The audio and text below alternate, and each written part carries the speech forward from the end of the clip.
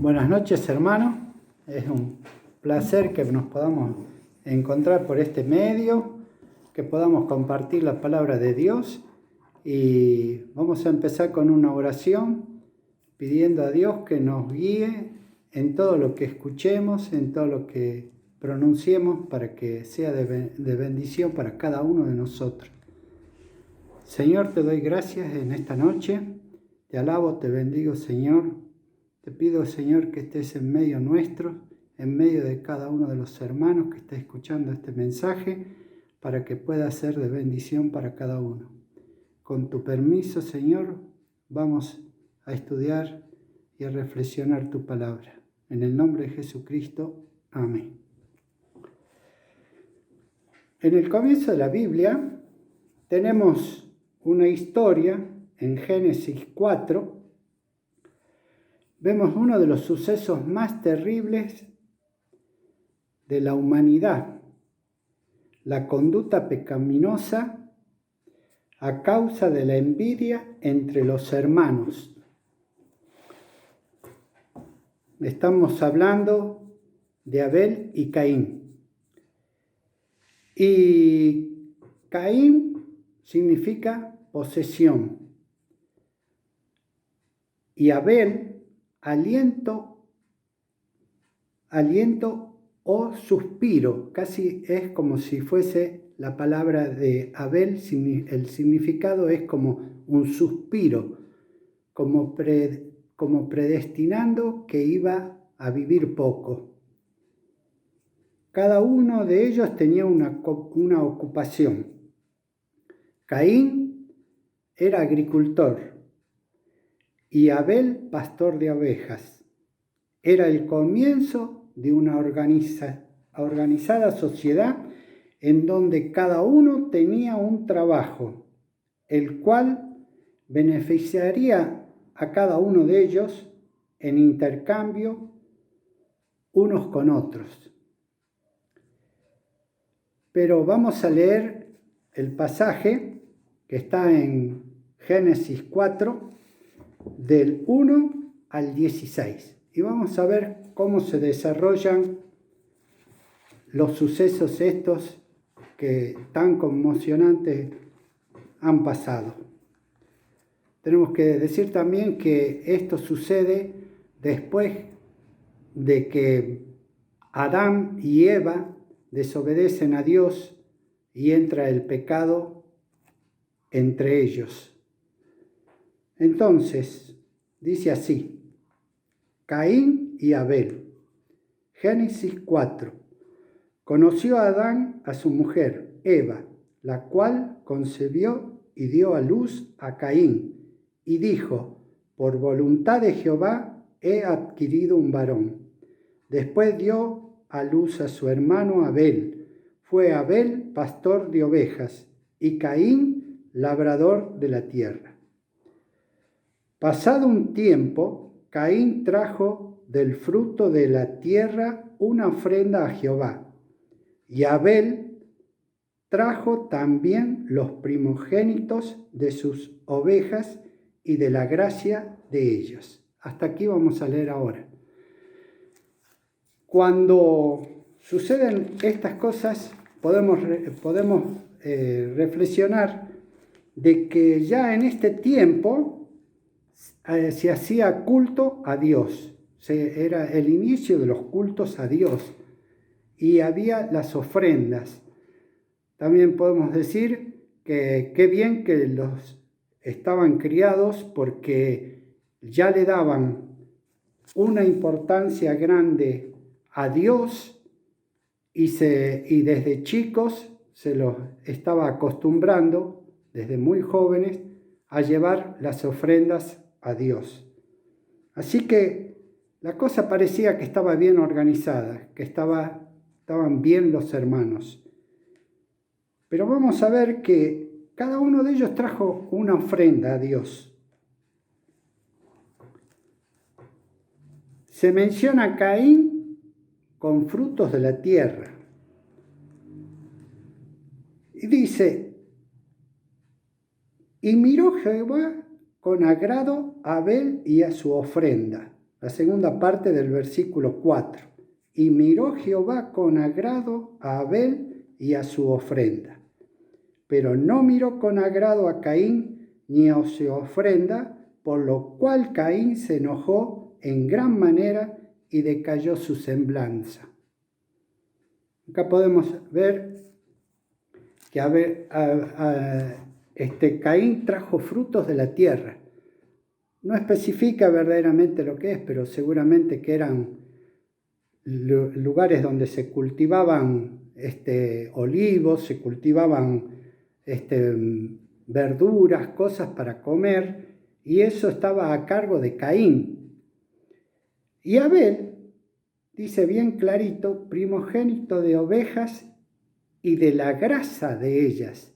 O sea que no se conformó con buscar la mejor oveja, el más limpio, el más puro, el mejor, y a su vez trajo grasas de ellas. O sea que también tuvo la preferencia de preparar en su ofrenda algo que se apreciaba mucho, porque en ese tiempo la grasa se valoraba mucho por el tema de la utilidad que se le daba, ¿no es cierto? Hasta acá los dos rinden ofrenda y rinden culto a Dios. Dios en su soberanía elige la de Abel. Cada uno debe honrar a Dios según prospere los tiempos que están pasando. O sea, cada uno de nosotros debemos honrar a Dios con nuestras ofrendas. Seguramente en el versículo 5 vamos a leer, que es el tema por el cual estamos hablando, dice que Caín se enojó en gran manera y decayó su semblanza. O sea, cambió el rostro. Era evidente que algo no le había gustado. Lo que entonces pasa es que acá comienza algo muy terrible para cada uno de ellos. Empieza la envidia. Dice que cada uno entregó su ofrenda y decayó su semblanza. O sea, no precisaba fijarse mucho Dios para ver la cara, cómo le había cambiado a Caín la expresión que él tenía de enojo y de descontento. Entonces, seguimos leyendo. Dice, entonces Jehová dijo a Caín, ¿por qué te has enojado? ¿Y por qué has decaído tu semblanza? Le está preguntando para que él se arrepienta de la situación que tiene, de la situación de envidia, de enojo que está pasando. Si hicieras lo bueno, ¿no serías enaltecido? Si hicieras lo bueno, ¿no serías agradecido por mí? ¿No tendrías gracia de parte mía? Pero si no lo haces, el pecado está a la puerta.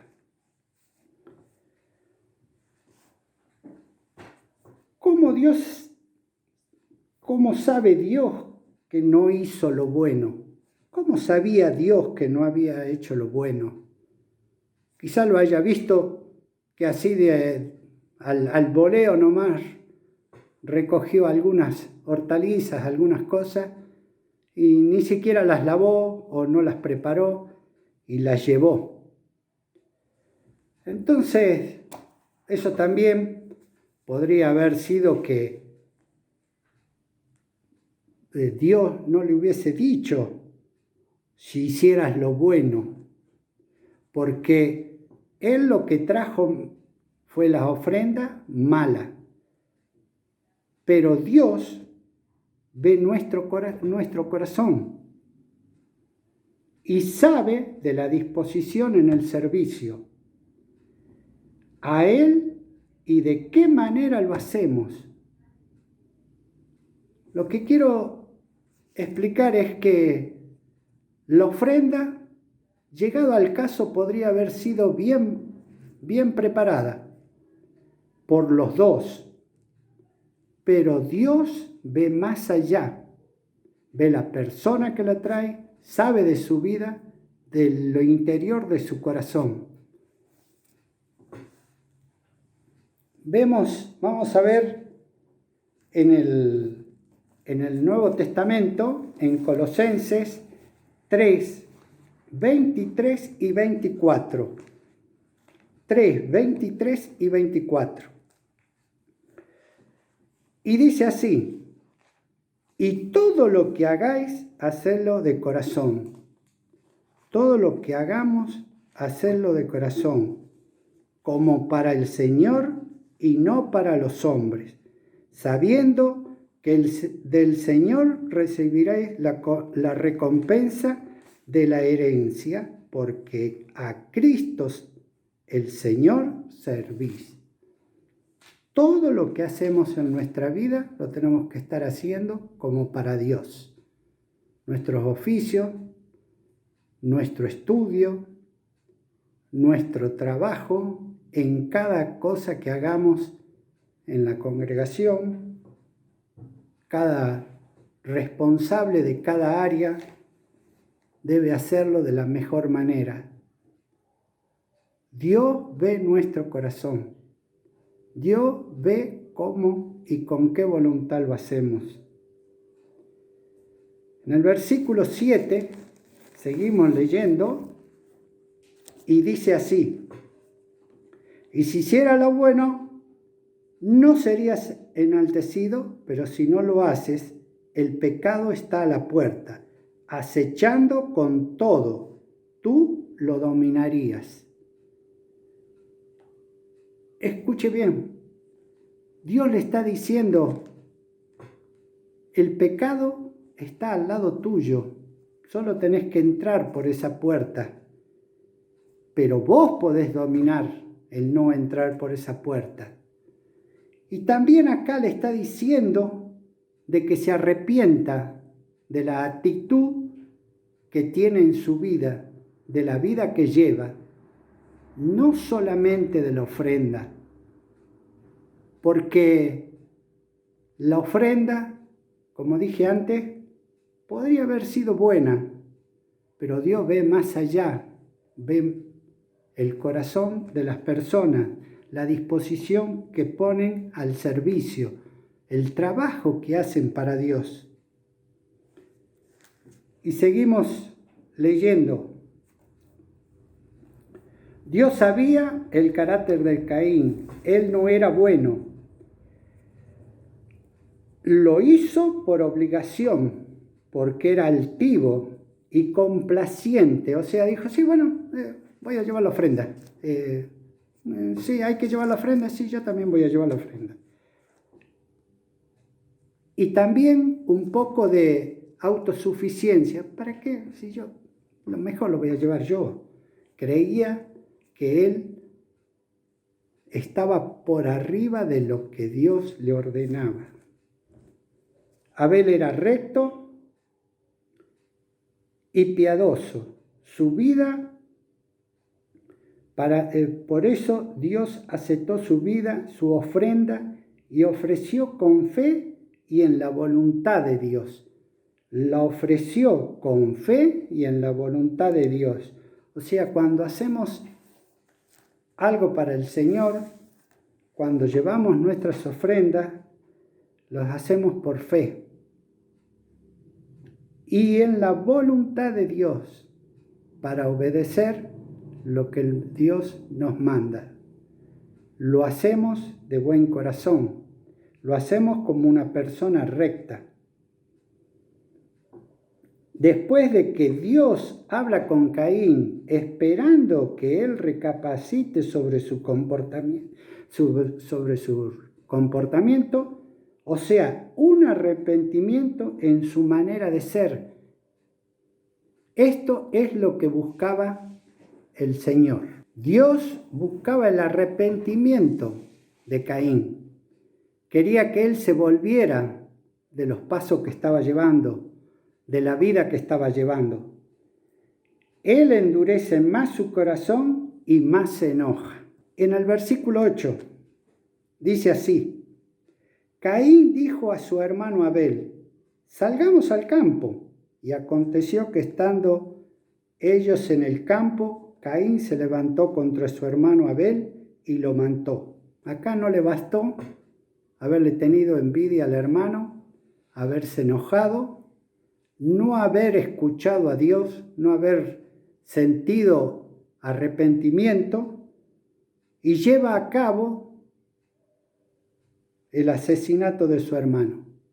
Saben que Abel es el primer asesinato en la Biblia y es el primer mártir, porque él era una persona justa.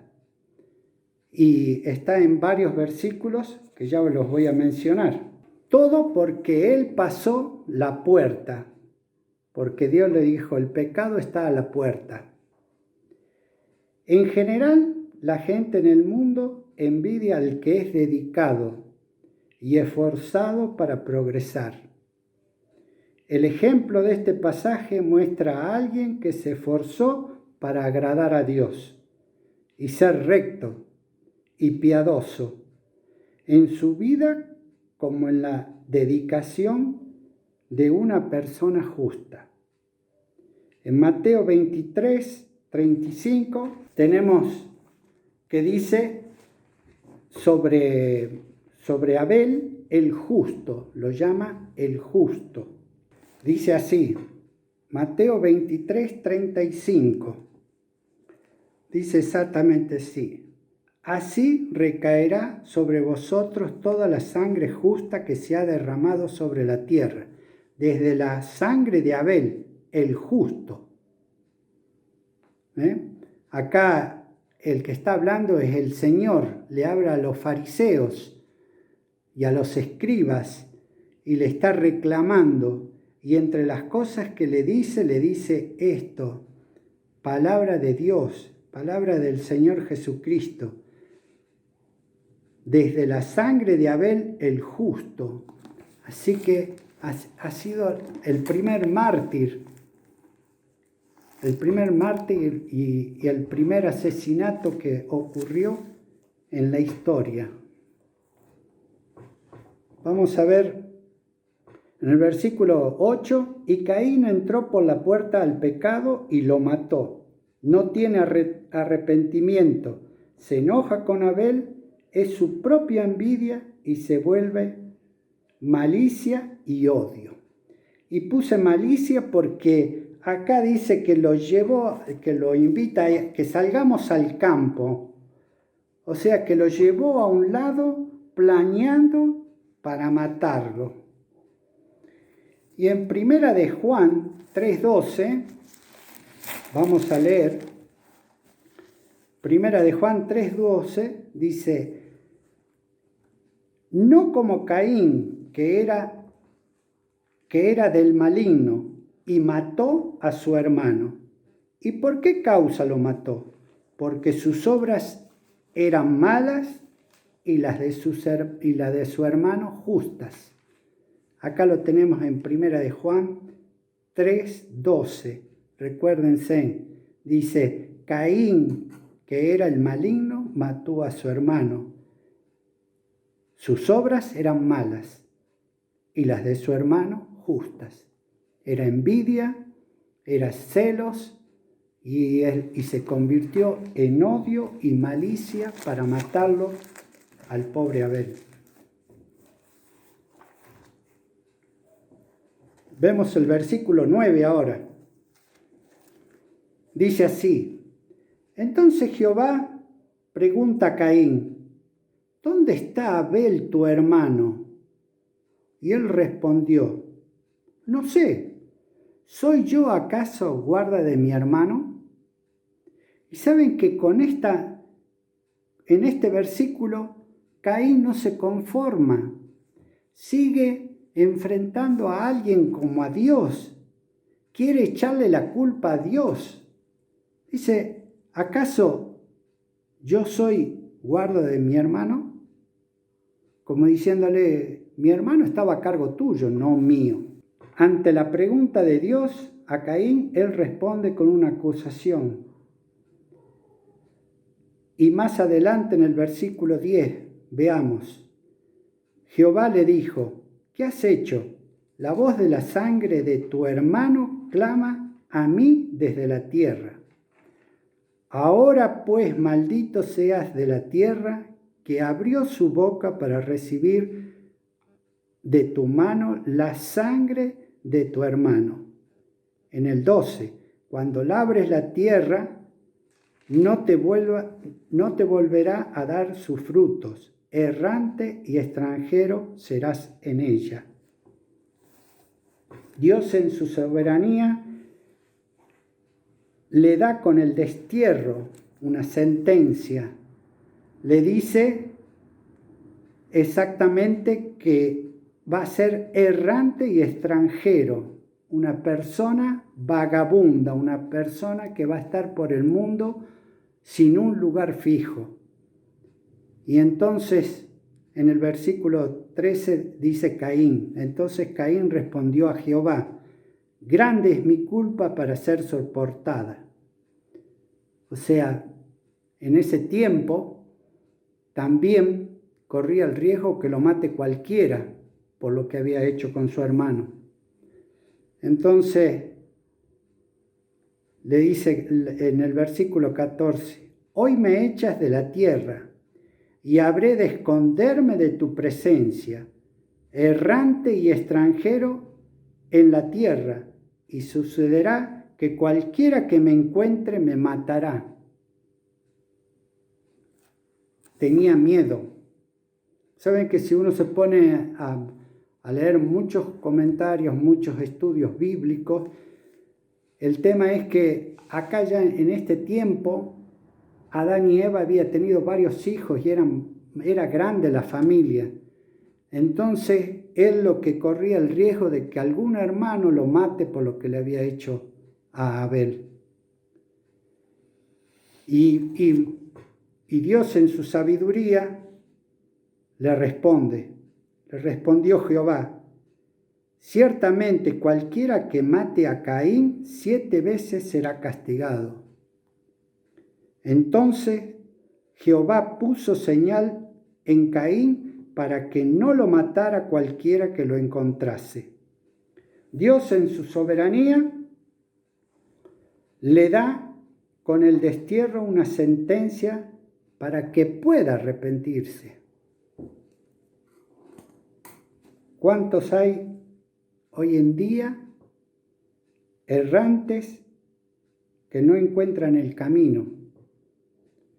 Ya sea por orgullo o simplemente porque creen que viven una vida atada al pecado y sin solución. Vamos a leer el último capítulo, el último versículo, dice, salió pues Caín de delante de Jehová y habitó en la tierra de Nod, al oriente de Edén. Y esto significa vagabundo. Estuvo vagabundo en el mundo. Saben que, como dije antes, viven atados al pecado y sin solución. Creen que no tienen solución. Por orgullo, por no arrepentirse, por no aceptar que cada uno de nosotros somos pecadores. Yo le quiero hacer una pregunta a cada uno. ¿Cuál sería para usted la mejor ofrenda para Dios? ¿Cuál sería lo que más alegraría a Dios como una ofrenda? ¿Qué es lo que podríamos ofrender cada uno de nosotros, cada uno de aquellos que no conocen a Dios, para que Dios se alegre, para que esté bien, para que su Hijo Jesucristo no haya muerto en vano? La Biblia nos explica en el Nuevo Testamento que Dios mandó a su Hijo Jesucristo para morir por cada uno de nosotros, por cada uno de los pecadores, aún por los que no le conocen. La mejor ofrenda para Dios es usted mismo. Cada uno de nosotros es una ofrenda valiosa para Dios. Entregue su vida para que le perdone los pecados, para que no sea que viva vagando, cargando con el pecado. En Juan 10:10 dice el Señor: yo he venido para que tengan vida y la tengan en abundancia. ¿Sabe qué significa? Para que disfrutemos de la vida, para que tengamos una vida libre y sin ningún resentimiento, sin envidia, con amor. Él murió por sus pecados, por el mío, por los de todos. Él está esperando que usted tome la decisión de entregar su vida a Él, a Cristo, para que Él lo guíe, para que tenga una vida en abundancia. Seguramente que esta historia usted había escuchado. Hay mucho más para sacar de esta historia, hay mucho más. Pero yo quise tomar esta parte para que usted comprenda que así como Caín, hay mucha gente que vive mal. Hay mucha gente que vive atado al pecado y errante en este mundo. Por eso vamos a hacer una oración. Le pido a usted que si nunca ha entregado su vida a Jesucristo, lo pueda hacer esta noche. Vamos a orar. Señor, te damos gracias, te alabamos, te bendecimos. Señor, sabemos que somos pecadores. Señor, por eso te pido en esta noche, Señor, que tú entres en mi vida, Señor. Te acepto como mi único y Señor Salvador, como mi única, Señor, solución para mi vida, para la alegría de poder vivir una vida en abundancia. Señor, entra en mi vida, guíame. Señor, quiero que tú limpies los pecados de mi vida y que me acompañes hasta el fin de mis días. Gracias, Señor, por haber muerto en la cruz por mí y por cada uno de nosotros, Señor. Te damos las gracias en esta noche, en el nombre de Jesucristo. Amén.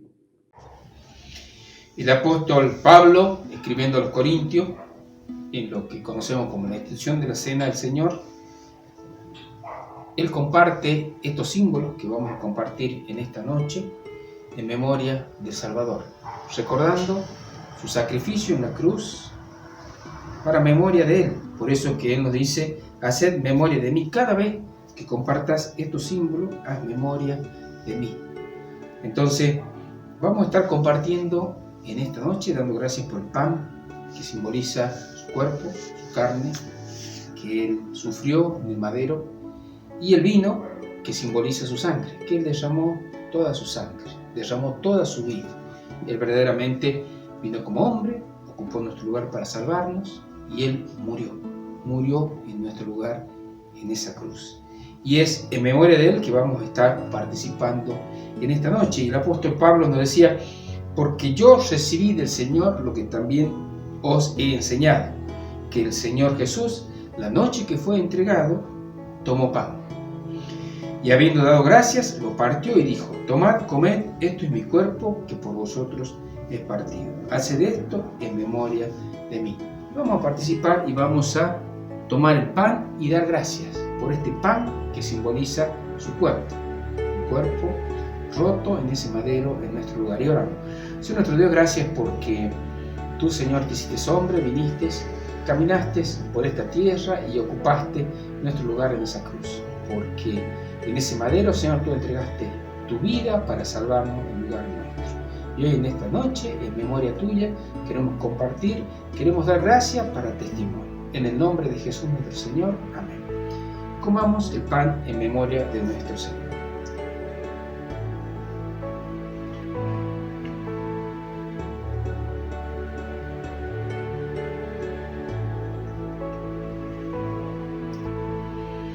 Asimismo, toma la copa, después de haber cenado, después de haber compartido con los discípulos, diciendo: esta copa es el nuevo pacto en mi sangre. Haced esto todas las veces que la bebiereis en memoria de mí. Este pacto ya definitivo, sellado con la sangre de nuestro Señor Jesucristo, no como los sacrificios y demás que hacían anteriormente, sino este pacto sellado una vez y para siempre, con la sangre de este Cordero que nos da acceso a ese lugar santísimo. Y es que vamos a dar gracias a nuestro Señor y en memoria de nuestro Señor Jesucristo por esta obra hecha por Él en la cruz. Señor nuestro Dios, te damos gracias por tu sangre, Señor, porque tu sangre verdaderamente tiene poder para limpiarnos de todo pecado. Te damos gracias por esta nueva criatura, Señor, que tú formaste, que tú hiciste para gloria y honra de tu nombre. Y es en este momento que queremos en memoria tuya recordarte, en memoria de tu obra en la cruz para salvación. En el nombre de Jesús nuestro Señor. Amén. Participemos.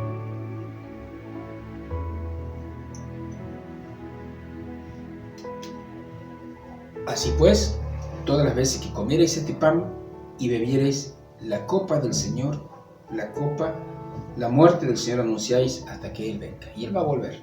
Él va a volver por su pueblo, porque Él cumplió todas las promesas que nos dijo. Él va a volver por usted. Él va a volver por mí. El tiempo se acerca cada día más. Que podamos gozarnos, podamos alegrarnos en esta victoria que el Señor Jesús tuvo al resucitar, al vencer a la muerte misma.